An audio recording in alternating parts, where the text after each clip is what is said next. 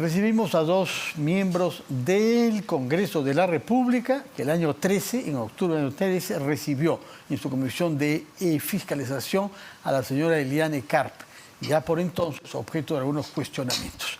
Víctor Andrés García Belaunde, miembro de Acción Popular, y el señor Julio Gagó, actualmente miembro de Renovación Popular.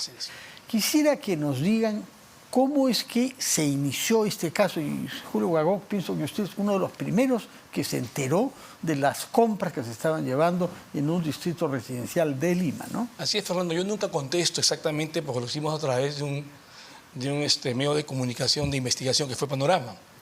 Entonces yo vivo en Casuarinas, tengo mi casa en Casuarinas, y había una corredora que me estaba llamando constantemente. La persona que vende casas y inmuebles compra, ahí, y hace comprar. En esa zona, y me tenía pues todos los días. Yo le decía, pero no tengo tiempo, estoy en el Congreso, salgo muy tarde. Me dijo, venga a la hora que sea. Porque quería contarle algo. Quería contarme algo. Pero ¿cómo? Yo preocupado no sabía qué cosa era. Pero ¿no tiene curiosidad usted sobre los secretos que una dama quiera transmitir? Pero fui, 11 de la noche, me acuerdo que fui, y me recibió la señora en su casa, y me cuenta que efectivamente había sido objeto de un cabezazo, hablando vulgarmente, que Toledo no le había pagado la comisión de la venta de una casa que era en la misma calle Cascajal, que había costado creo que cerca de $3,5 millones de dólares. 3,5 millones debe ser. Entonces, yo me quedé un poco sorprendido. Creo que cobran el 2%, que es el 3%. Algo, ¿no? El 3%. Así es, era más de $100,000. Entonces, yo me quedé asombrado, yo pensé que me estaba sorprendiendo.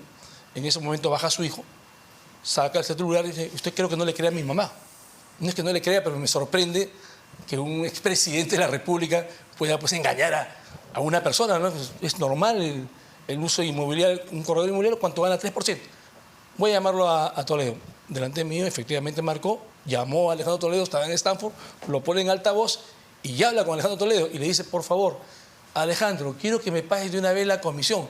Parece que tu mujer, Eliane Carp, no nos quiere pagar. Me nombró a Eliane Carp. Y Toledo se dio cuenta que algo estaba pasando. Le digo, bueno, tienes que hablar eso con mi mujer.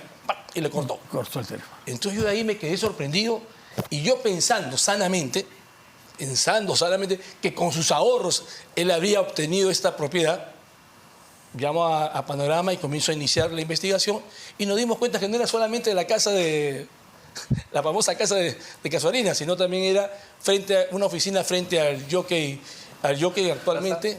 Jockey Plaza, era un depósito, 3 estacionamientos, había pagado las hipotecas también de la casa de Camacho, de la casa que tenía en Punta Sal, que era alrededor de más de $5 millones. Entonces la pregunta que nos hicimos inmediatamente es, ¿de dónde sacó este dinero? ¿Tanto gana un expresidente de la República? ¿Y esto es qué año? Eso fue en el año 2000, si no me equivoco, 2012 o 2013. 2012. Es un azar que, como vecino del barrio, se enterase usted en la calle de que esto está sucediendo. Ahora, la señora Carp fue convocada a la comisión de fiscalización, correcto, de la que usted era miembro. Así es. Y duró varias horas, ¿no? Bastantes horas. Un momento bastante intenso, porque hubo un cruce de palabras en francés, incluso con Mauricio Mulder. En francés, no como se dice acá, como una metáfora por grosería, sino en lengua francesa. Así ¿no? es. Así es. Cuéntenos qué se logró saber, porque esa sesión fue presentada durante mucho tiempo como una victoria de su retórica y de su aplomo frente a ustedes. ¿Cómo la vivió usted? Yo la viví muy tranquilamente, a pesar que ella me mandó también una hincadita, me acuerdo mucho, y que me dijo, ¿qué tanto habla el señor Gagó si él también tiene una casa en Casuarinas? Sí. Y yo le contesto, por alusión a la palabra, y le contesto muy fácilmente, efectivamente. Yo tengo una casa en Casuarinas que fue declarada antes de entrar al Congreso, fue comprada muchos años de ser congresista de la República con esfuerzo de trabajo, pero nunca tuve la suerte que mi suegra me comprara una casa y sin saber de dónde venían los fondos. Entonces la señora se quedó media movida, parte de la anécdota de esta sesión, pero ahí que se demostró que efectivamente había una compañía que era Ecoteva Consulting Group, que estaba en Costa Rica, que había recibido una cantidad de dinero, pero no sabíamos de dónde había venido el dinero. Pero sabíamos que definitivamente el dinero era ilícito para haber comprado más de $5 millones, que había comprado justamente, creo que es su suegra, la que había comprado, Eva Ferragut, que también está implicada en este caso. Y de ahí, bueno, el Congreso que ya vino siguió la ruta del dinero y se descubre también, ahí creo que Jorge Barata en el año 2017 habla y dice que Alejandro Toledo había recibido una coima de 30 a 35 millones de ¿Qué ya no sospecharía usted? Bueno, todos sospechábamos, pero no sabíamos exactamente de dónde era hasta que ya habla, en este caso, Jorge Barata. Y esa plata es la que recibe justamente José Maiman en su empresa, creo que Confiado, en Panamá, recibe esa plata y después mandan 9 millones a Ecoteva y a otras 2 empresas offshore que tenía. Creo que se llamaban Milán... Pasando por Costa Rica, ¿no? Y Escotaste, no sé qué más. Víctor Andrés García Belaúnde, ¿desde cuándo usted tuvo sospechas? Porque usted ha sido un hombre muy susceptible, muy sensible a los temas de corrupción y ha tenido algunas causas notables sobre eso, pero ¿cuándo comenzó a temer que su aliado, Toledo, porque fue aliado de Acción Popular, no era un hombre de plena integridad? A ver, el presidente Belaúnde le tenía mucha simpatía al señor Toledo. Sí.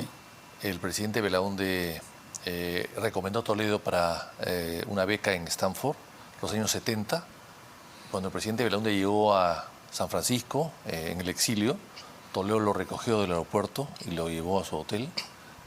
Y gracias a las cartas, en esa época, hasta el día de hoy, se utiliza ese sistema de cartas y de recomendaciones. El señor Toledo pudo tener un ingreso a Stanford y estuvo becado, en fin, sí, con una serie de facilidades. Encontró a su novia ahí también. Ahí conoció a su novia, efectivamente. De ahí viene la relación. Luego, el señor Toledo, el año 80, 82, llegó a Lima, llegó al Perú, buscó a Belaúnde, una audiencia con el presidente, y a la salida de la audiencia dejó entender que Belaúnde lo había llamado para ser ministro de Economía, lo cual no era exacto. O sea, ya tuvo una primera llamada simplemente de alerta. Él tenía una serie de propuestas y Belaúnde le tenía simpatía y lo escuchó, pero no le ofreció nada. Belaúnde tenía muchos candidatos para ser ministro de Economía en ese momento. Que era un hombre joven de 30 y tantos años, claro, en la época, muy joven. ¿no? Y bien audaz en sus pretensiones. Bueno, entonces pasa el tiempo y después él es candidato a la presidencia conmigo. ¿Contra usted? Claro. Contra usted, compitió contra usted. Yo competí, o sea, sí, competimos todos. Sí, en realidad competimos, el que iba a la reelección era Fujimori, sí, y los candidatos eran Toledo, Abel Salinas por el APRA, Toledo por su propio partido, Abel Salinas por el APRA, Máximo San Román por UPP, Alberto Andrade por Somos Perú. UPP, Unión por el Perú, sí, el que había fundado Pérez Cuellar. Pero él había sido candidato antes, también Toledo en el año 95. Sí, había sido candidato en el 95. Con una línea diferente, ¿no? Sí. Una línea fujimorista. Sí, no lo sé. Él decía que él quería construir el segundo piso, Fujimori había construido el primero. El señor Gagó sobre eso, que usted sabe, porque usted también ha sido fujimorista, ¿no? Bueno, yo he sido invitado por el fujimorismo. Ya, bueno. No he sido congresista de la bancada. He sido congresista de la bancada durante 5 años. Ya. Ahora sí soy inscrito en Renovación Popular. Hoy ya sí puedo decir que soy militante. De acuerdo.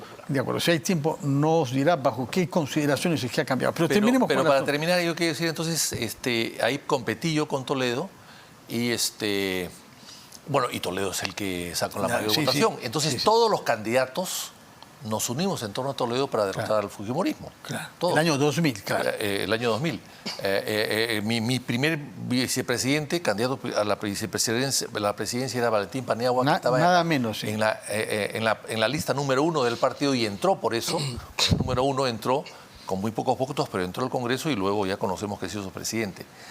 El año 2001 gana Toledo, Acción Popular, por indicación del presidente Belaúnde, no presentó candidato. Para favorecer la victoria de Toledo. O sea, se mantenía hasta el 2001 la confianza total en este joven economista que había hecho campaña cada vez más radicalmente contra Fujimori, pese a que al principio él no había comenzado así. Así es. Pero en fin, claro, la alternativa era esa en ese momento. Inclusive se le dio licencia a Raúl Díaz Canseco para que sea vicepresidente de Toledo, y el otro vicepresidente fue Weissman. Y entonces el gobierno, Belaúnde fallece durante la presidencia de Toledo. El año 2, ¿no? El año 2. Sí. Y luego el 2006 llega García. El 2011 Toledo se vuelve a presentar. Nos busca a nosotros a Acción Popular para hacer una alianza. Y hacemos una alianza electoral con Toledo y con Andrade, el hermano. Fernando Andrade, que estaba en Somos Perú en ese momento. Entonces, y con alguien más, creo que eran con el arquitecto de renovación. ¿Renovación? No, de existía, renovación no de. ¿Solidaridad? De Arquitecto. este pastor Ah, Lai. Humberto Lai. Restauración Nacional. Hicimos una alianza y bueno, entramos al Parlamento y en el Parlamento la bancada se disolvió rápidamente, ¿no? Pero hasta el año 11 ustedes respaldan a Toledo, puesto Sí. que lo ungen como el candidato de la alianza que ustedes conforman. Sí, sí. Hasta el año 11. Sí. Bueno, después en el gobierno, él no ganó, evidentemente, entonces ya... No, sacó muy poco incluso, ¿no? Sí, claro, sacó 5%. Menos, me parece que menos. 5%. Fue un desastre de campaña. Pero en todo caso, bueno, ahí vienen los problemas de Leán con Carlos Brus, en fin, todo eso es una historia ya conocida. Con Carlos Brus entró al Parlamento, compartimos escaño con Carlos Brus y con otros más, ¿no? Por supuesto. Luego ya no hubo ningún contacto, Cuando sale lo de Coteva Eso es el año 13. Estamos hablando a 2 años de esta campaña. A 2 años de esta campaña sale lo de Coteva. A mí me llama mucho la atención, pero claro, teniendo propiedades en Lima, tú no entiendes cómo una persona que tiene una buena casa en Lima, en Camacho, y sin hijos, quiera mudarse a una casa más grande ya pasado los 70 años. Es una cosa... No la aumenten en edad, porque eso se puede retornar contra usted. Todavía no tiene 70 bueno, años. Más de 60 en todo caso. Sí. Pero en todo caso, las personas se reducen con la vejez. No aumentan su hábitat con la vejez. Es bueno saberlo, gracias por informarme. y quizás usted lo sepa en carne propia. Entonces nos reducimos cuando somos viejos y si no tenemos familia, por supuesto, alrededor nuestro, ¿no? Entonces me llamó la atención, pero el hecho de fue difícil creerlo al principio claro, que nadie deja de pagar una comisión. Yo creo que fue fatal. Lo que pasa es que después, cuando surge el escándalo de Odebrecht en Estados Unidos, y ya la cosa cambia, ¿no? De acuerdo. Antes de llegar ahí, que quiero naturalmente que me den su punto de vista ambos, permítanos pasar un pasaje de esa sesión de la Comisión de Fiscalización en la que el señor Gago estaba participando y tuvo que hablar sobre su propiedad en Casuarinas. Veamos lo que dijo Carpe en octubre del año 13, hace 10 años. O la casa en Casuarinas, no es un préstamo, es un fondo. Al Tribunal de la Inquisición, estoy segura, señor Becerril, que si hubiera existido ya usted me hubiera quemado con mucho gusto. Estamos seguros. No solo a usted, al señor Alejandro. Continúe, señora. Por favor. Estamos cayendo, señor León, señor Becerril, por favor. Estamos cayendo en un nivel de provocación. Yo invoco a los señores parlamentarios guardar la ponderación y cordura. Estamos cayendo en un nivel de provocación que va a desnaturalizar y bloquear el desarrollo de la presencia. Señor Mulder, disculpe que no tengo a su verbo. Su mañosería política. Oh, perdón, se dice experiencia. Sí. Señora Carr, respetuosamente, más allá de lo anecdótico, por favor, señor León, usted avala lo que quiere, por favor. Yo le ruego retire esa expresión. No, el señor Mulder me quiere mucho. Hace años que me quiere ver aquí en esa comisión. No, al margen de ello. Por eso me quiere tanto. Es que no es el señor Mulder. Discúlpeme entrar en el diálogo. Retire esa expresión, por favor, respetuosamente, señora Carr. Entonces, que retire las expresiones de qui. Ok, ni qui ni mentiroso. No, es que no he hecho ninguna acusación directa. Usted está refiriéndose personalmente. Retire la expresión ¿A quién se refiere la palabra qui, que es muy honrada? No. Muy honrada, es un animal muy noble. Correcto. Retire la expresión para volver a la armonía de la sesión. Presidente, yo retiro todas las expresiones que puedan haberse considerado ofensivas. Gracias por el qui. Mi mamá ha sido una mujer que ha trabajado toda su vida. Es una mujer que ha tenido que protegerse, resistir, salvarse de las persecuciones de un gobierno nazi que entró a Bélgica en un día y empezó a juntar todos los miembros de la comunidad en campos de concentración para luego despacharlos en tren de vuelta a Alemania. Conocemos estos episodios, son trágicos y por ello ella tiene derecho a ciertos beneficios económicos. Bueno, vale la pena ver toda esa sesión que está naturalmente en las redes sociales. Hemos visto algunos pasajes picantes y esta declaración sobre su madre, metiendo a la mamá, que hoy tiene creo 94 años de edad, en este asunto delicado, porque forma parte de todas estas investigaciones.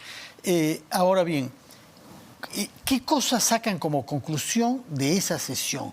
porque ya bastante claro parece estar para entonces, hace 10 años, Así que es. había acá algo oscuro tras la compra de esas propiedades inmuebles. Después que se averiguó inmediatamente todas las unidades inmobiliarias que había comprado, creo que uno de los canales de televisión fue a Stanford a entrevistar justamente a Alejandro Toledo.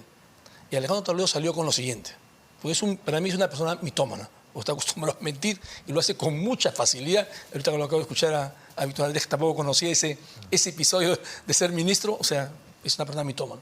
¿Qué dijo en esa sesión? Que el dinero había sido obtenido por Eva Fernum, producto del Holocausto, que la habían indemnizado. Entonces, en ese momento todo el mundo se quedó medio en stand-by. Dijimos, bueno, puede ser cierto. Inmediatamente en mi despacho hicimos unas averiguaciones y lo máximo que habían recibido estas indemnizaciones eran 500 euros. O sea, nuevamente... Por mes, claro, por mes. Puede ser durante 60 claro, años, ¿no? Pero no alcanzaba lo suficiente para de ninguna manera, invertir más de 5 o 6 millones de dólares en lo que habíamos descubierto a que estaba en Ecoteva. Entonces, definitivamente ya sabíamos que era dinero ilícito, pero no sabíamos exactamente de dónde provenía. Pero sí nos dimos cuenta que estaba metido ahí Joseph Maiman. ¿Por qué? Porque el ingreso del dinero que había entrado a Ecoteva había venido justamente de su empresa. ¿Y cómo averiguaron eso? Eso se averiguó, creo que los abogados o el Poder Judicial, no recuerdo bien, nos mandaron la información de Costa Rica, de dónde había recibido el dinero esta empresa Ecoteva. Y era de confiado, la empresa de Panamá que se descubre ahí, que era propietario, o sea, que el mayor accionista era José Maiman.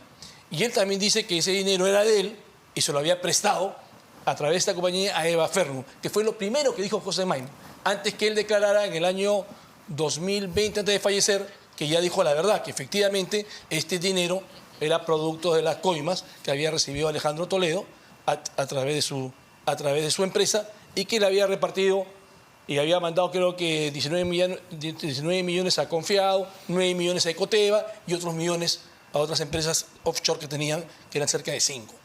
Entonces ahí nos dimos cuenta que efectivamente Toledo estaba metido pues, en un caso de coimas, pero no sabíamos de dónde. Hasta que se descubre cuando Jorge Barata, como bien dijo Víctor Andrés, exactamente. Confiesa. Víctor Andrés, durante el gobierno de Toledo, cuando pasaban estas cosas, cuando se tomaban estas decisiones sobre la interoceánica u otras, ¿no tuvo usted sospechas? No. Bueno, además la interoceánica se firma al final. Y además hay que recordar que la interoceánica se llamaba Transamazónica y fue un proyecto del presidente Belaúnde. Él hizo la Transamazónica, lo que pasa es que era una carretera carrozable, con puentes, que era muy importante porque los puentes te evitaban muchas horas de transbordo, pero la carretera existía y llegaba hasta Iberia, hasta la frontera con Brasil y con Bolivia. Pero claro, esto se hizo Toledo al final de su gobierno, fue creo que el último año o el año anterior, y se empezó a construir lentamente. Cuando yo era congresista, ya en otro gobierno, creo que fue el gobierno de García, quise ir a conocer lo que se estaba haciendo. Y fuimos 3 parlamentarios, uno de ellos recuerdo que era Martín Pérez. Y fuimos y recorrimos toda la carretera.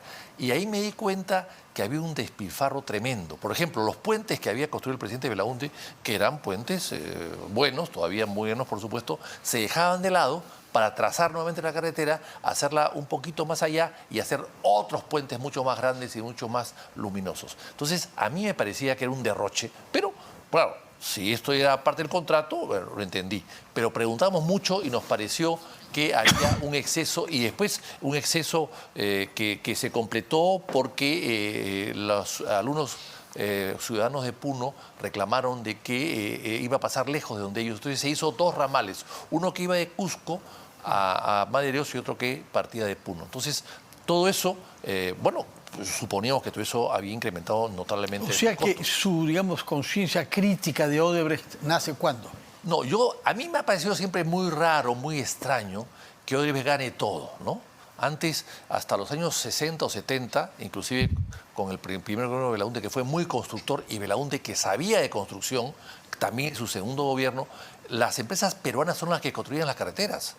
Entonces a mí me pareció muy raro que súbitamente, a partir del primer gobierno de García, antes había llegado Odebrecht, es cierto, pero la gran obra empiezan a hacerla con el gobierno de García, su primer gobierno, empieza Odebrecht a ganar y a ganar y a ganar. Y entonces ahí me parecía sospechoso. No tenía pruebas alguna, pero me parecía muy raro que siempre esté ganando. Y lo veía Barata como un virrey. En algunas recepciones que lo veía, pues todo el mundo se le acercaba a saludarlo. Yo, por suerte, nunca me acerqué a saludarlo, no le extendió ni la mano siquiera. Pero me parecía muy raro que este personaje se pasee con Lima como si fuese un gran triunfador. Bueno, antes de que nos vence el tiempo, quería preguntarle al señor Gago sobre el problema del transporte en Lima. Lo pregunto porque sé que es un tema con el cual usted tiene familiaridad y es el alcalde de su partido, Renovación Popular, que ha decidido empadronar a conductores informales en Lima. ¿De qué se trata, por favor? Bueno, en primer lugar, estamos empadronando hoy día a estos conductores informales que tú bien los estabas mencionando, porque siempre el alcalde de Lima, en este caso Rafael López Aliaga, primero va a la conversación, quiere llegar a acuerdos para poder tener el tránsito correctamente, en vez de ir a cerrar, mandar a serenazgo, sacarlos. Bueno, hay casos en que se han cerrado. Algunos alcaldes de Renovación Popular, no me pida nombres, claro, han cerrado más de lo que han abierto. Pero el caso de Rafael López Aliaga, primero, igual que ahorita el caso de los ambulantes en Mesa Redonda, primero estamos empadronándolos para ver a dónde los reubicamos. Y eso es lo que queremos hacer justamente con todas estas líneas, que son líneas, digamos, piratas. Sí, que existen, piratas, sí. Piratas que existen y que hoy día ocasionan un tráfico tremendo en Lima. Y que perjudican a las empresas legales que han comprado buses para circular en los corredores y que tienen una competencia desleal de vehículos que no tienen licencia, que no pagan impuestos por eso y que no tienen seguridad para los pasajeros. Exactamente. En eso nosotros no nos estamos negando. Lo que queremos es empadronarlos para ver exactamente la situación y qué podemos hacer con ellos antes de sacarlos inmediatamente. Bueno, de las lo calles. que se había prometido es darles una formación para que ellos manejen buses, para que ellos manejen los vehículos. Así es, es correcto. Ese es el objetivo. Ese es el objetivo. No es, usted da su palabra de hombre político serio, de que no se trata de legalizar a los piratas. En estos momentos nosotros no tratamos de legalizar a ningún pirata. En estos momentos. Lo que estamos conversando. Es más, ni siquiera los ambulantes que están hoy día en la calle. Lo que estamos haciendo es, vamos a reorganizarlos. Vamos a darles locales. Vamos a hacer ferias. Muy bien. Eso es lo que queremos acaso hacer. se legalizara, lo vamos a invitar y le vamos a pasar un video, tal como hemos hecho con Eliane Carp, 10 años después. Muchas gracias. Fernando, antes de terminar, a mí me llamó la atención justamente hoy día, en el caso de Eliane Carp, ahora que sabemos que está hoy día en Tel Aviv, justamente el día que viaja a Tel Aviv, José Domingo Pérez, que era parte del equipo de Lavallato, ahora dice que planea dejar Lavallato y ser un juez. Pero no ha dicho eso, no ha dicho. Lo que ha hecho es presentarse. No, pero ya es prácticamente indicado eso. Sí. Entonces, a mí me parece mucha coincidencia, realmente, algo raro que está pasando aquí. Hay personas que cambian en la vida. Yo creo que postular a un examen de ese tipo toma varias semanas y él no podía saber que la señora Carp iba a dejar. Pero, en fin, no lo quiero defender a él. Lo que sí llama la atención que él pueda dejar esas funciones en las que ha estado hace varios años, recibiendo críticas de personas como Víctor Andrés García Belaúnde, pero resistiendo. Muchas críticas he hecho yo porque es absurdo que el Ministerio de Economía fije la reparación civil en 5.200 millones de soles y la Procuraduría y los fiscales y el juez les otorgan una reparación civil de solamente 610 millones a 15 años con un interés de 1%. Una burla. Hemos escuchado esas críticas de su parte. Muchas gracias por su presencia, Víctor Andrés Belaúnde y Julio Gago, hablando sobre el caso de Carp, que nos ha llevado naturalmente a otras consideraciones. Gracias por su presencia y muy buenas noches. Vamos a hacer una pausa y retomamos las cosas como son.